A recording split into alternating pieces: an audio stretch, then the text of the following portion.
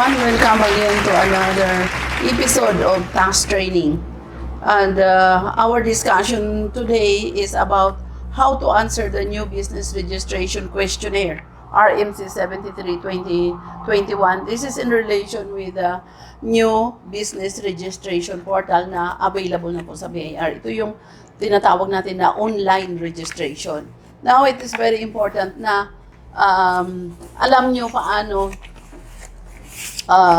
i-answer yung tax type questionnaire, no? Ito yung i-discuss ko sa inyo because this is very important. Why? Because this will determine your tax liabilities. Kasi ito yung magdedetermine kung anong klaseng tax type ang ibibigay sa inyo ng BIR at yun ang babayaran nyo at yun ang ipa-file nyo.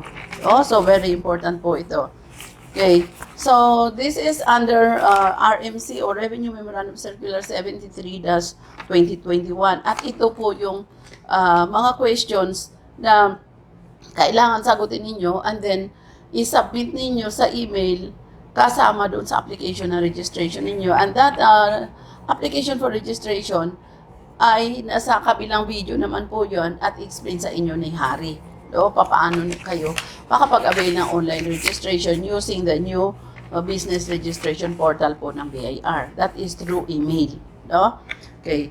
So, instruction. Ito po yung questionnaires. No?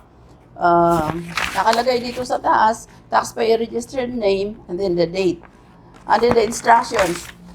Answer the following questions as accurately as possible by marking X. Your tax liabilities will be determined based on the answer that you provided. After answering the form, include this as attachment in your email application. So, ibig sabihin, pagka pag-apply na kayo doon sa new business registration portal, kasama itong questionnaire na i-submit niyo sa email, no? Parang attachment ng email niyo. Okay. So, questions. Number 1, do you own your place of business? Answer, yes or no. No? So, kung ano yung answer mo, yes or no, lagyan mo siya ng X. No? Do you own your place of business? Ano po ang ibig sabihin nito?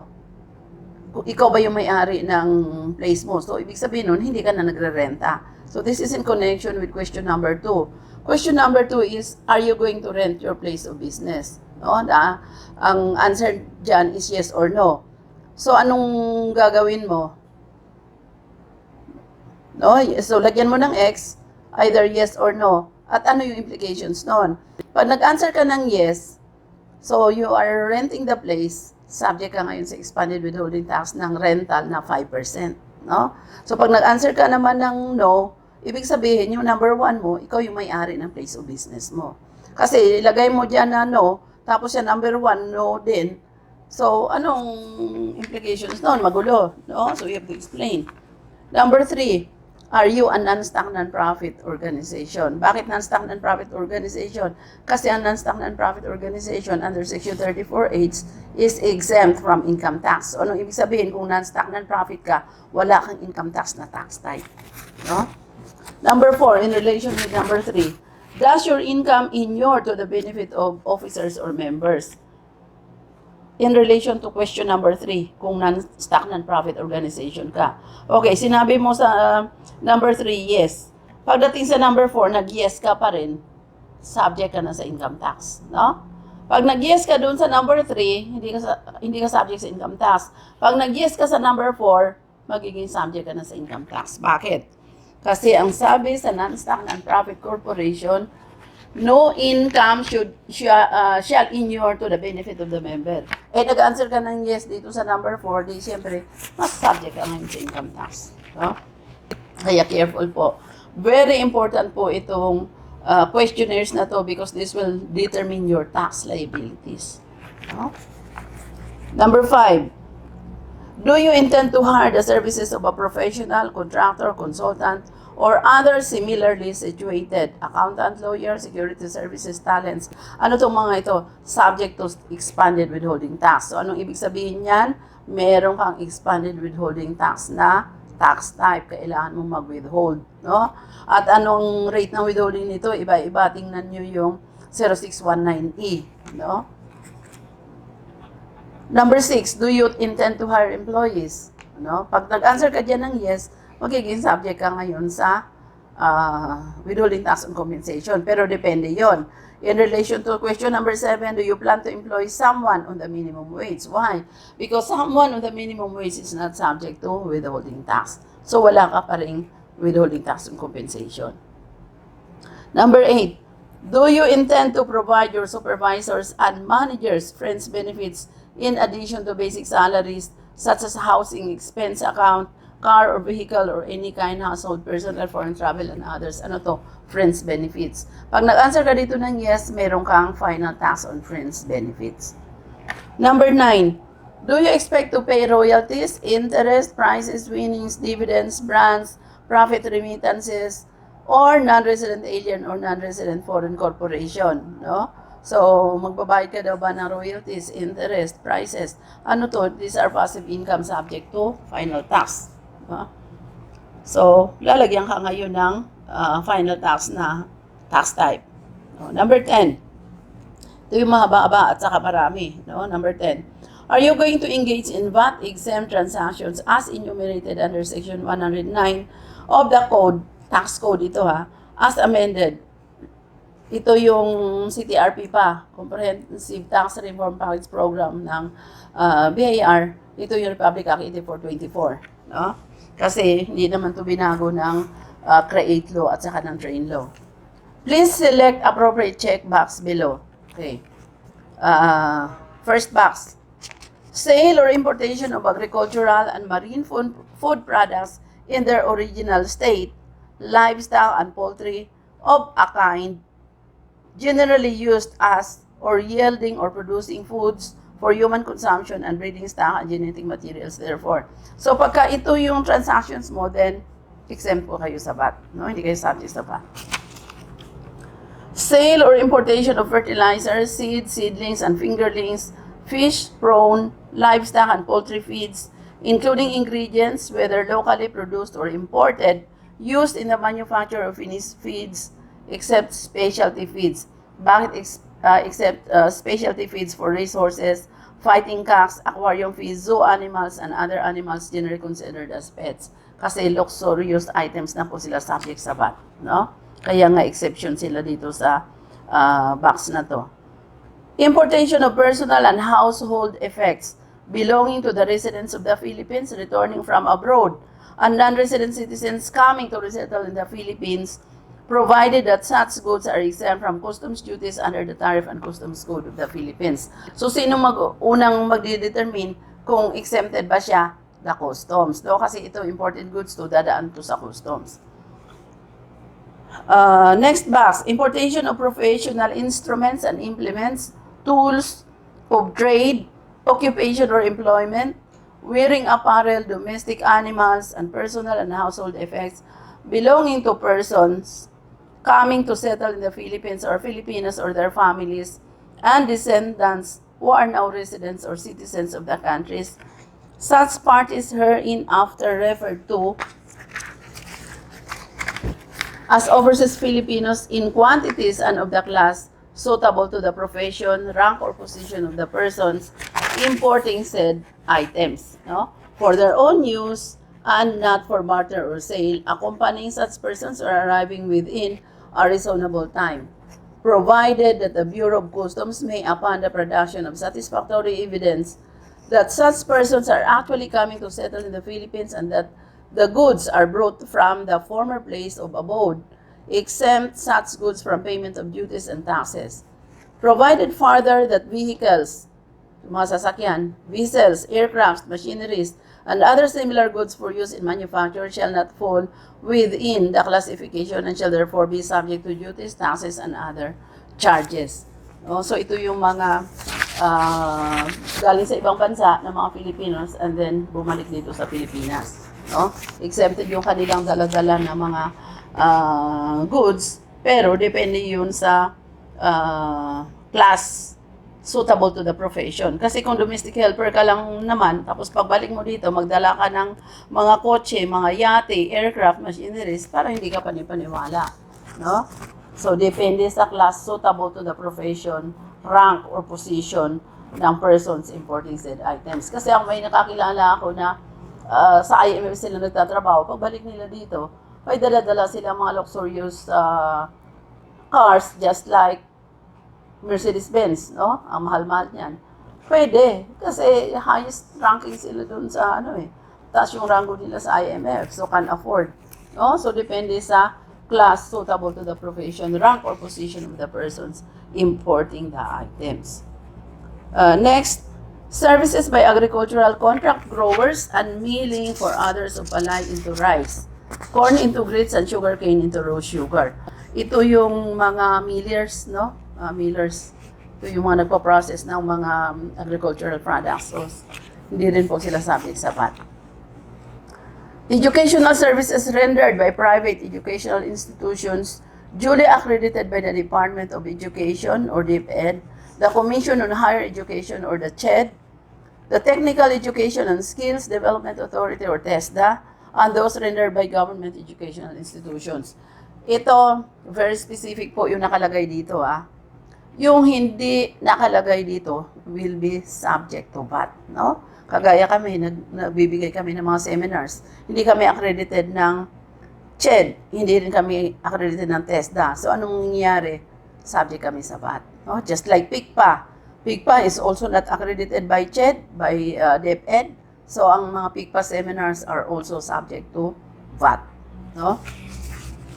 Services rendered by regional or area headquarters established in the Philippines by multinational corporations which act as supervisory, communications, and coordinating centers for their affiliates, subsidiaries, or branches in the Asia-Pacific region and do not earn or derive income from the Philippines. Do not derive income from the Philippines. Kasi pag nag-derive na siya ng income, magiging taxable na. Okay. Sales by agricultural cooperatives, no? Pag sinabi mo na kagad agricultural cooperatives, siyempre cooperatives by operation of law are not subject to tax, no? So, kasama sila talaga sa exemption. Sales by agricultural cooperatives duly registered with the Cooperative Development Authority to their members. Members, kasi pag non-members, subject to tax.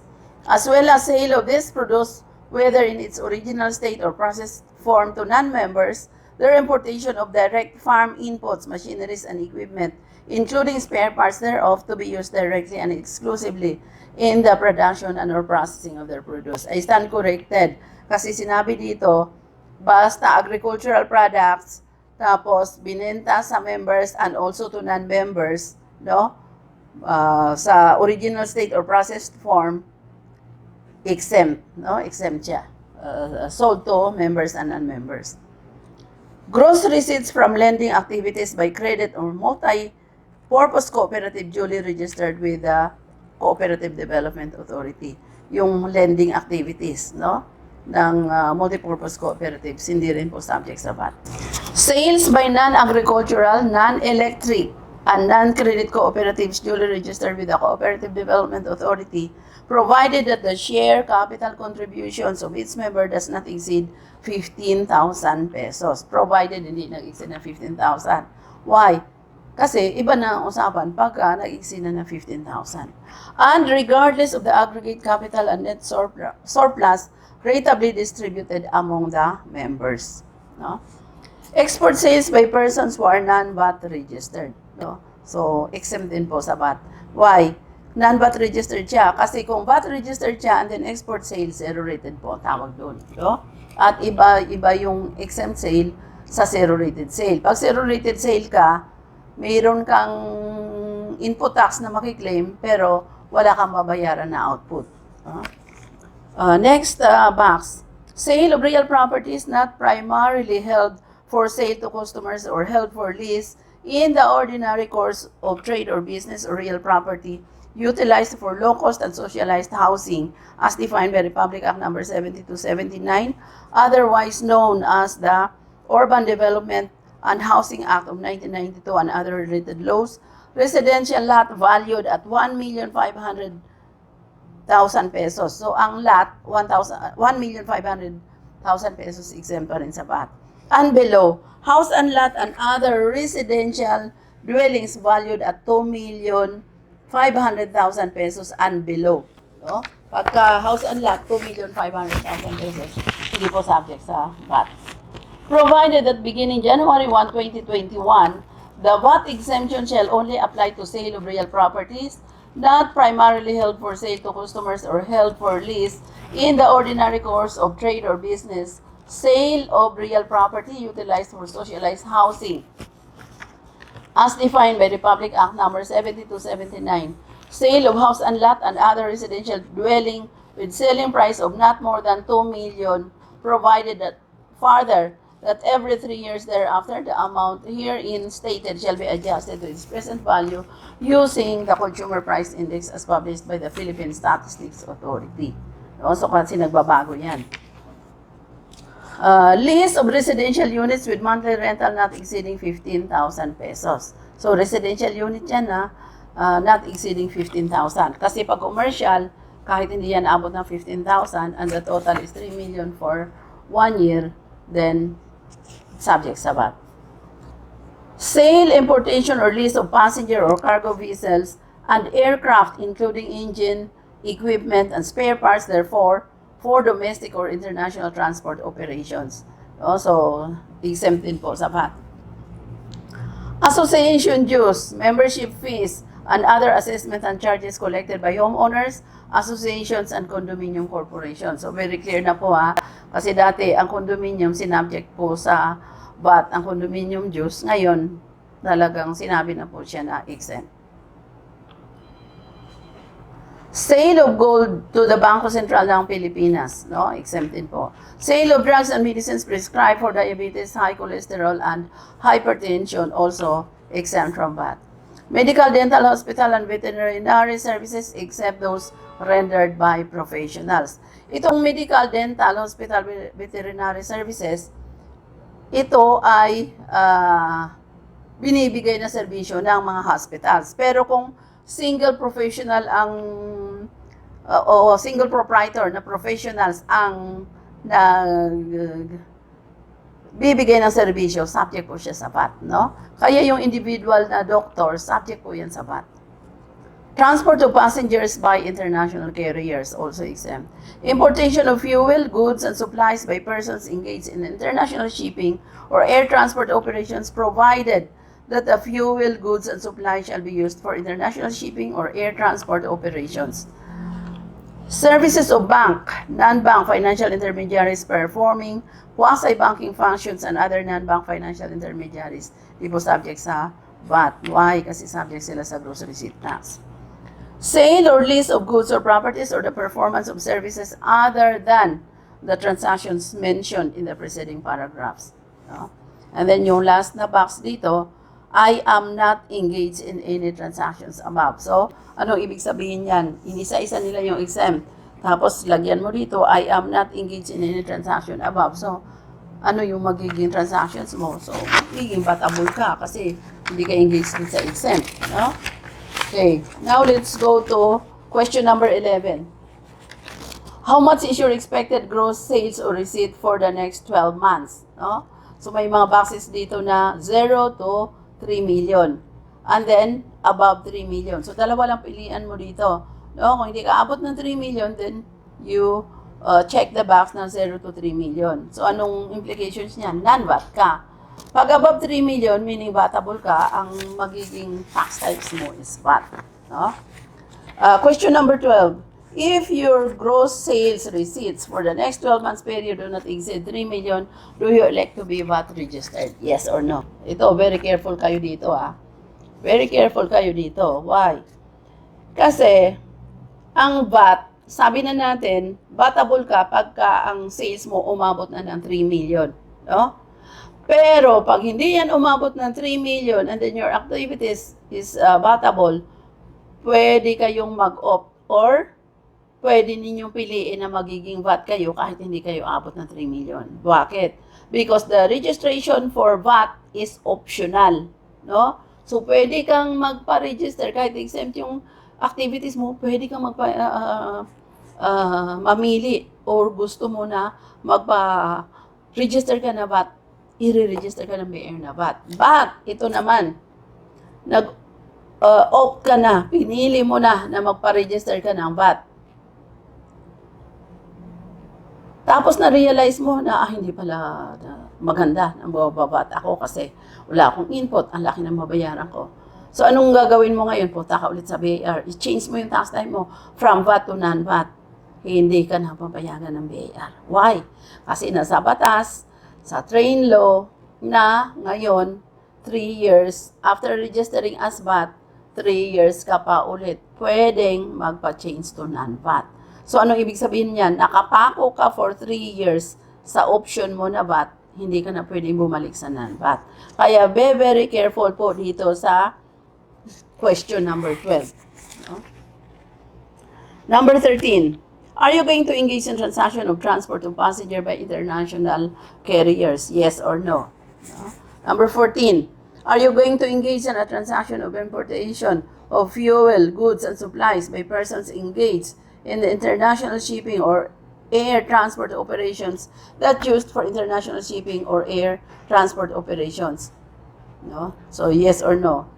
Are you going to engage in a transaction of bank services, non-bank financial intermediaries performing quasi-functions and other non-bank financial intermediaries? Yes or no? Question number 16. Are you engaged in the following industries, transactions under Title 5 of the Code as amended? Title 5, ito yung other percentage taxes, no? Cars for rent or hire, driven by the lessee transportation contractors, including persons who transport passengers for hire, and other domestic carriers of passengers by land, except owners, bangkays, and owners of animal drone, bangkas ito, no? Animal drone, two-wheeled vehicle, and keepers of garage. Next box. International air shipping carriers doing business in the Philippines and their gross receipts derived from transport of cargo from the Philippines to another country. Next, franchise grantees of radio and or television broadcasting whose gross annual receipts for the preceding year do not exceed 10 million and did not opt to register as VAT taxpayers. Ito yung mga franchise grantees ng mga broadcasting companies. No? Franchise grantees of gas and water utilities. Banks and non-banks financial intermediaries performing quasi-banking functions. Other non-bank financial intermediaries including pawn shops, persons, company, or corporation except purely cooperative companies or associations doing life insurance business. Fire, marine, or miscellaneous insurance agents of foreign insurance companies. Yung last box po dito sa question number 16 is, I am not going to be engaged in any transactions above. So, ibig sabihin, dito sa Title 5, hindi ka magiging liable ng tax na required under Title 5. Question number 17. Are you going to engage in the manufacture, production, importation, exportation of articles subject to excise tax? So, ito naman, ang number 17, subject to excise tax. So, pag nag-check ka dito ng box, then, magiging subject ka sa excise tax. Bibigyan ka ng tax type na excise. No? Such as cigarettes, tobacco, alcohol, petroleum, mineral products, automobiles, jewelries, sweetened beverages, cosmetics procedures. Itong jewelries, sweetened beverages, cosmetic procedures, under the train law lang po ito nagkaroon ng excise tax na liability. Dati hindi po ito subject sa excise tax. Okay. First box, under question number 17. Manufacturer of cigarettes and other tobacco products. No? So pag nag-check ka dyan, ibig sabihin subject ka to excise tax on cigarettes. No? Next box, importer of tobacco products, whole leaf tobacco buying agents or wholesale tobacco dealers, producer, manufacturer, repacker, wholesaler, dealer, or importer of alcohol or alcohol products. So ngayon po mahigpit na talaga ang BIR, no? Lahat ng mga nagmamanufacture ng mga excisable products talagang iniisa-isa na nila. Kasi dati hindi po masyadong mahigpit pa dyan ang BIR, no? Next is manufacturer, producer of petroleum products. No? So under the train law, ang dami na pong requirements, no? Pati yung marking ng mga petroleum products nire-require na. Next is manufacturer, producer of mineral products, and quarry resources. Ito yung mga ini-extract or extractive industries. Next is the manufacturer, assembler of automobiles, subject also to excise taxes.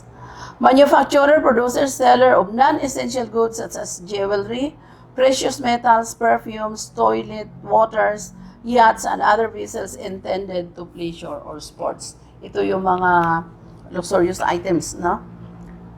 Next is producer of sweetened beverages using purely caloric sweeteners and purely non-caloric sweeteners or a mix of caloric and non-caloric sweeteners, or using purely high fructose corn syrup or in combination with any caloric or non-caloric sweetener. So ito yung mga may ingredients na pampatamis, no? Mga beverages kasama na sa excise tax. Next box, performing invasive cosmetic procedures, surgeries, and body enhancements directed solely towards putol siya, pero yung towards yung pampaganda sa katawan ito. No? Ito yung mga invasive cosmetic procedures na ang mahal-mahal. Services po ito, which under the trade law, sinabject na din po sa excise tax. No? And this excise taxes is on top of the value-added tax. Ibig sabihin, magbabayad ka ng value-added tax, magbabayad ka pa rin ng excise tax. No? So, last box po sa question number 17, I am not going to be engaged in any transactions above. No? And then, accomplished by name, position, and date. And then there is a declaration. Ano po yung declaration mo dito? We declare under the penalties of perjury that this application has been made in good faith, verified by me or us, and to the best of my or our knowledge and belief is true and correct, pursuant to the provision of the National Internal Revenue Code as amended and the regulations issued under the authority thereof. Further, we or give my or our consent to the